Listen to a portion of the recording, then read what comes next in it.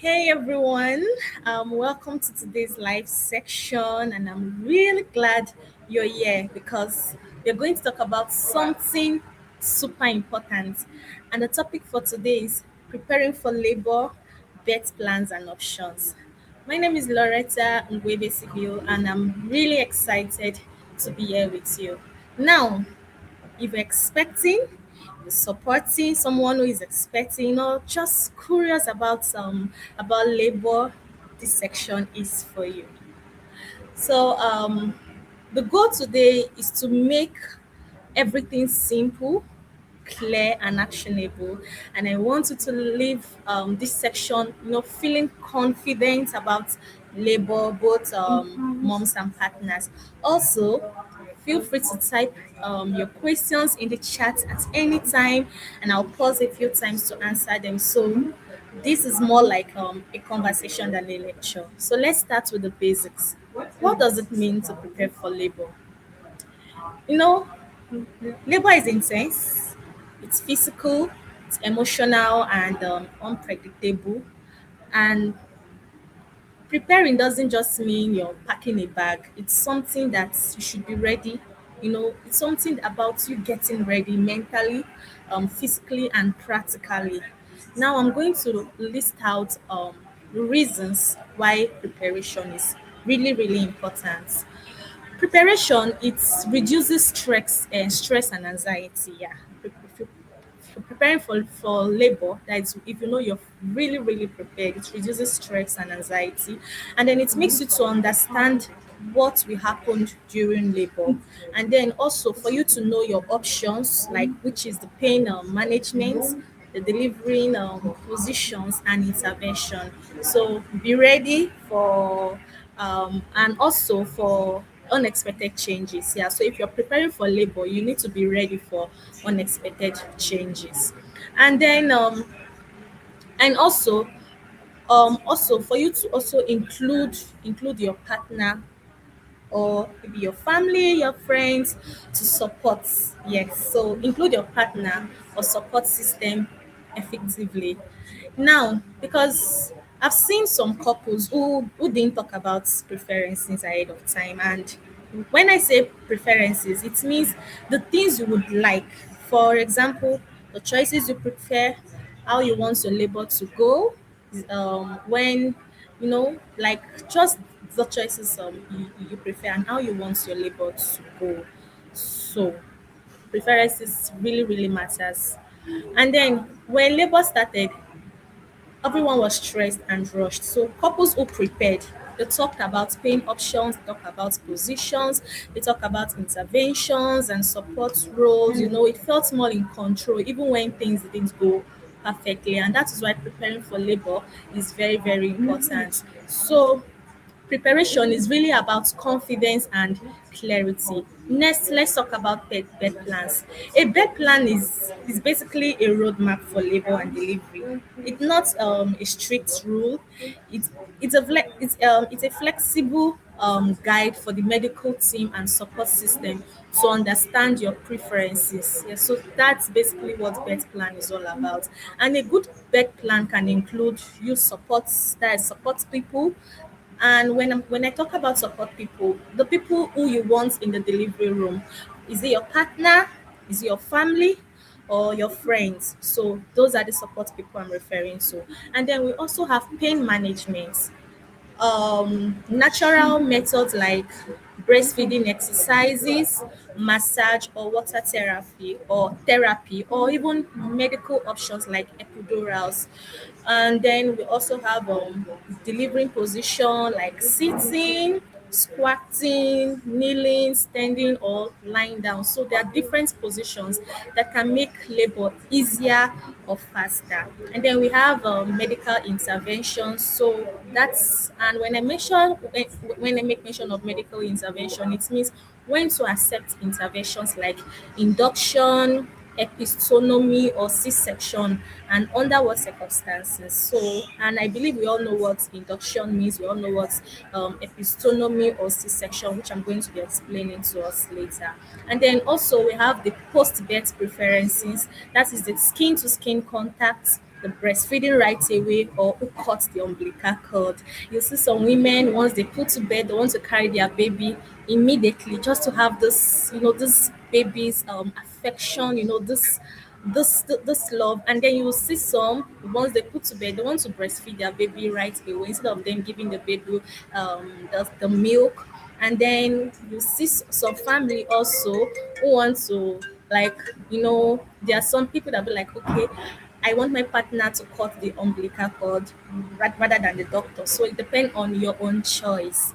And now, so I just want to so think of it like your personal roadmap. So it's there to, like, to communicate what you want, not to restrict you. So these are things that that might change and not, and that's perfectly okay. So just like I said, so you preparing for labor is really really important. For example, I've seen some parents who wanted a natural birth, but but needed an epidural halfway because the plan was clear, and then the team explained everything, and she still felt in control. So I don't know if you have any question. If you have any questions, if there's any question, please you can drop them. You can drop them in the chat. Is there any question? Okay, so let's go further. And now let's talk about, I want us to talk deeply why labor option is very important. Labor option is very important because it makes you to know your choices ahead of time, and it helps you to feel confident and prepared. And so we'll cover main four areas why labor option is really important. We have the pain management, we have the delivery position, we have the medical interventions, and then we also have the post birth preferences. So now I'll be talking about the pain management. Okay, for pain management, I would say pain is normal, but there are ways to manage it, and that can be done through breathing exercise. Like I said, pain is normal, yes, during delivery, pain is normal, but there are ways to manage it, and it can be done through breathing exercise. It can be done through walking, using a betting ball, or though some mom use a betting ball during labor. I believe we all know what a betting ball is. It's a big ball. It's big. It's soft, and so yeah, and you can sit on it gently. If if I had a betting ball here, I would have just shown us some sample. But it's a big ball that you sit on it. You sit on it, and then you just massage your waist on it. So it's a soft ball that you can sit on it, gently bounce on it. Using the ball, it helps with back pain. Yes, it helps with back pain. It makes contractions more comfortable and can even help the baby move into the right position for birth. It's a simple, natural way to make labor a bit easier, and you can use it along with breathing exercise, walking, or other supports. And we also have massage. Massage is another way to manage pain during labor. This could be gently rubbing the lower back, the shoulders, or neck. Sometimes even the hands and feet. So it helps us relax the muscles, it eases tension and can make contractions feel more manageable. It also gives moms a sense of comfort and support, especially when it's done by a partner or a support person. And another way moms can manage labor pain is through water therapy. This just means using warm water or that's in a bath, by using a warm water in a bath or a big basin. Like you see I see some mothers that do sit on a big basin, and or even under a shower. So it helps the body relax, and the warm water can reduce tension. It eases back pain and make contractions feel less intense. It's simple, it's natural method that helps moms feel more comfortable during labor. And even though and also we can also reduce labor pain through epidural or other medications. And when I say epidural, it's a special injection that is given in the lower back during labor that blocks pain it blocks pain from the waist down, and also you stay awake, and it makes you stay awake and alert, but your contractions feel less painful. And for other medications, sometimes doctor give other types of pain relief through IV. Now, IV stand for intravenous. For some of us that doesn't know the meaning of IV, it stands from intravenous, which is just a fancy way of saying through a vein. So when a medicine is given through IV, the medicine goes directly into a vein in your arm or hand through a small tube. So this helps the medicine work faster to relieve pain. And I've seen some moms also that prefer natural method like deep breathing, walking around, or using water therapy. Others choose medication. So you can mix methods. So the key is for you to know your options to make you feel prepared and confident. And for delivering position, so going into delivery positions, which is the hands and knees relieves, it's the hands and knees relieves back pressure and can help the baby rotate. Yes, that's for delivery positions. The hands and knees relieves back pressure and can help the baby rotate. We also have sideline. Sideline is good for squatting because it opens the pelvis. And then standing or walking uses gravity to help labor progress, and rest till while still progressing safely. Now think of labor like a road trip.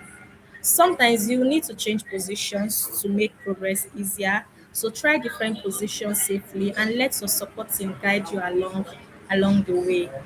Um and for medical intervention, sometimes doctors need to step in for safety. Yes, like by using induction, C-section, or epistomy.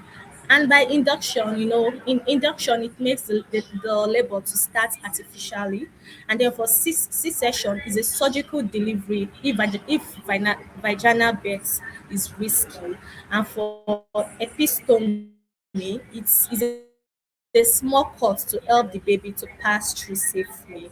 Now, doctors may need to intervene to keep mom and baby safe, knowing why it's recommended, and giving informed consent is important. So even if you don't need these interventions, knowing about them reduces anxiety and helps you feel in control.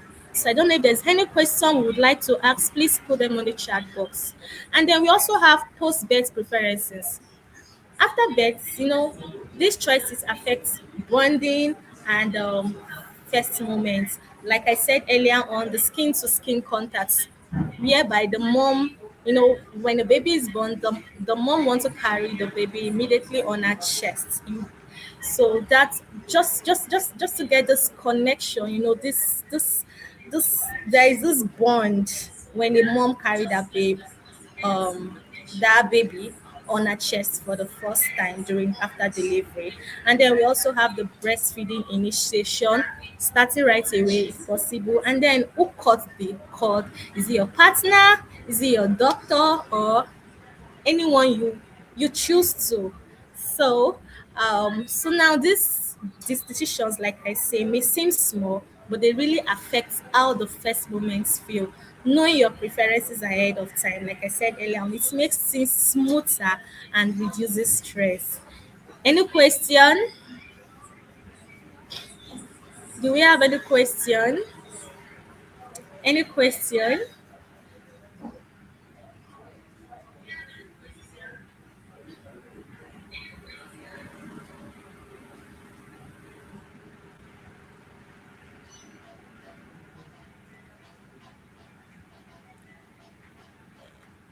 Okay.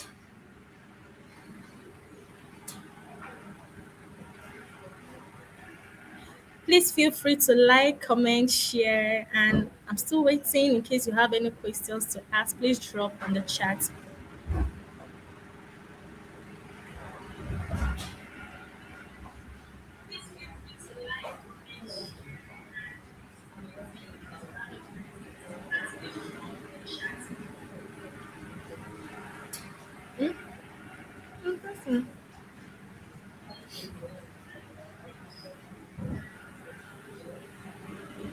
Mm-hmm. Mm-hmm. I don't know if there's any question. I'm still waiting. Hmm? Mm.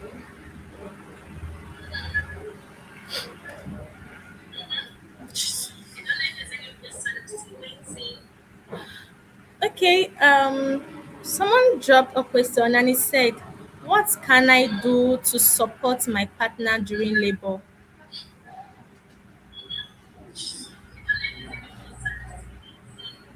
What can I do to support my partner during labor? Okay, I would say that your presence matters a lot when your partner is heavy, and especially during labor, your presence matters a lot because it helps. Your presence helps both physically, emotionally, logistically, and when I say physically, whereby you adjusting her pillows, you massage her, you help her move around, you exercise with her. And for emotionally, you reassure her, you remind her to breathe, you remind her to stay calm, and then for logistically, you communicate with medical staff in need if needed, and don't take over. Yeah, so supporting your partner reduces stress and also it makes the experience better. So as a husband, you appreciate your wife, you encourage her, you hold her hand, and also tell her how much you adore her. It's really makes the woman so feel love and comfort, and also make her labor easier. So I don't know if there's any other question you love to ask. You can also drop them on the chat.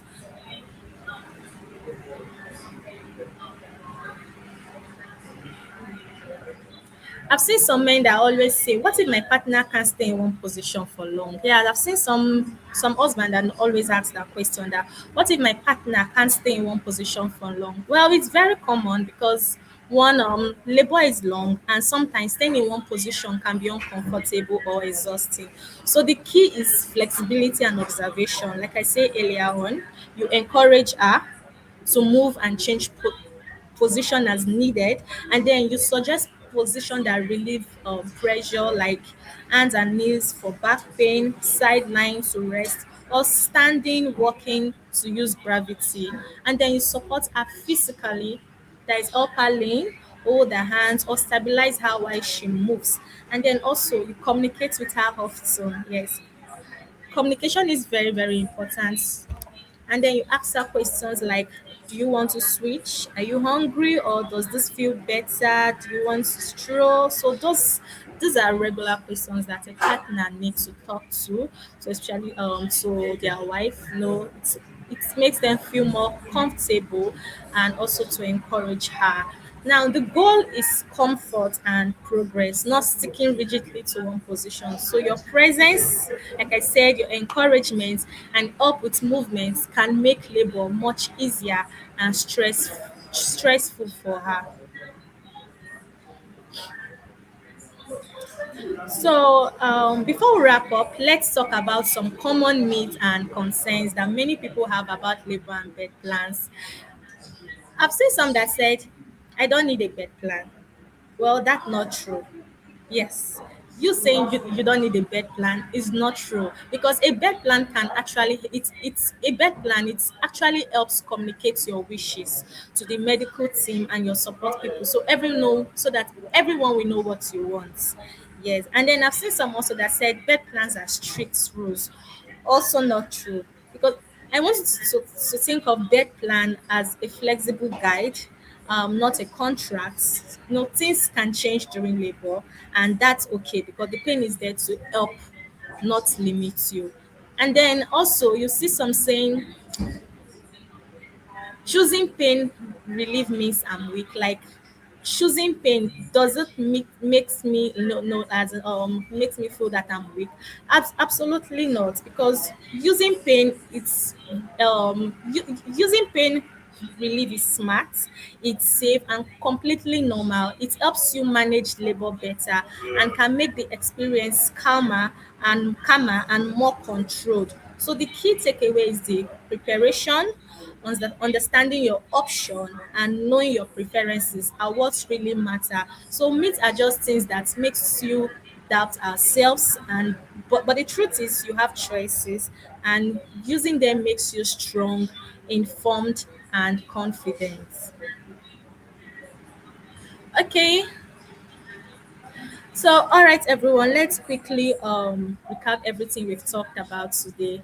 Firstly, preparing ahead of time, like I said earlier on, really reduces stress and builds confidence. So the more you know, the calmer you feel. Secondly, bed plans are not strict rules. They communicate your wishes and help your team understand what matters most to you. And yes, if they are totally flexible, yeah, yes, they are totally flexible. And thirdly, know your options. Know your options. That pain relief, delivery positions, possible interventions, and what you want after the baby is born. The more you understand, the more in control you feel. Fourthly, partners. You are super important. Support your wife physically, emotionally, and even help with logistics. Just your calm presence makes a big difference. And finally, stay flexible.